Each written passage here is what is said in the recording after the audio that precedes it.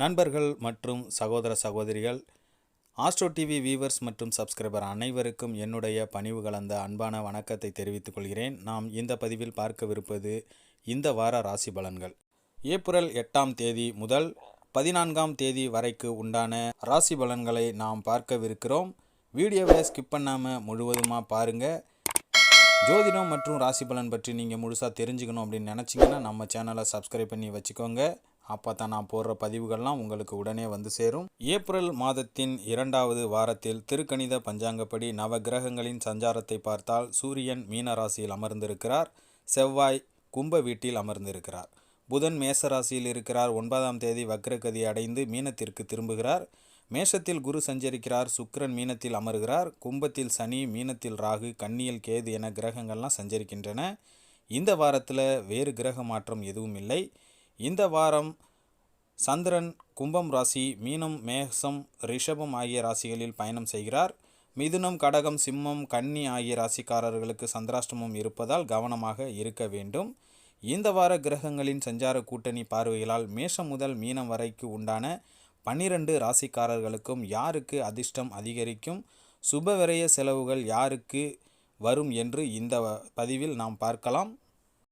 விருச்சகம் ராசி அன்பர்களுக்கு இந்த வாரம் வாக்கு வன்மையால் ஆதாயம் உண்டாகும், தைரியம் அதிகரிக்கும், சகோதரர்களால் நன்மை உண்டாகும், காரிய வெற்றி ஏற்படும், பண வரத்து கூடுதலாக இருக்கும்.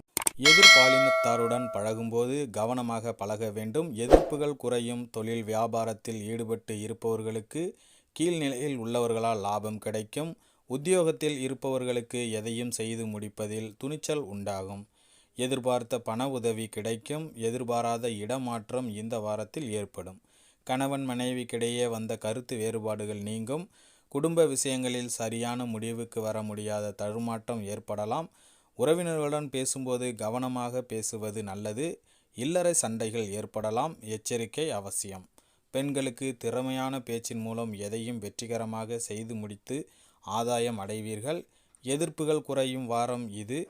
கலைத்துறையினருக்கு காரிய தடையால் மனக்குழப்பம், டென்ஷன் உண்டாகலாம். பண வரத்து இருக்கும். யாரிடமும் வாக்குவாதம் செய்யாமல் அனுசரித்து செல்வது நல்லது.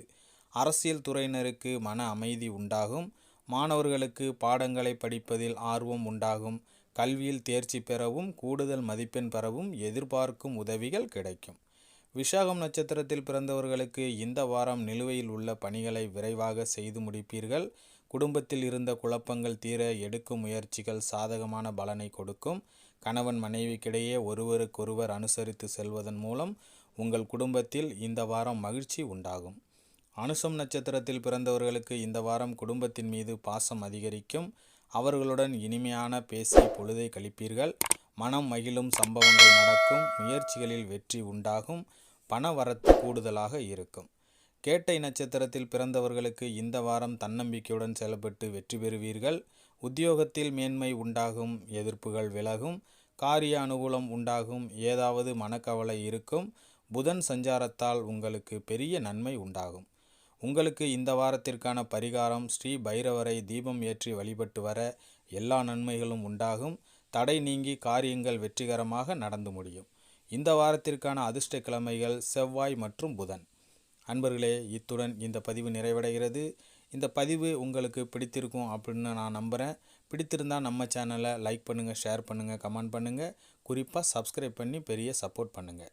மீண்டும் அடுத்த பதிவில் உங்களை சந்திக்கிறேன். அதுவரை உங்களிடமிருந்து விடைபெறுகிறேன். நன்றி, வணக்கம்.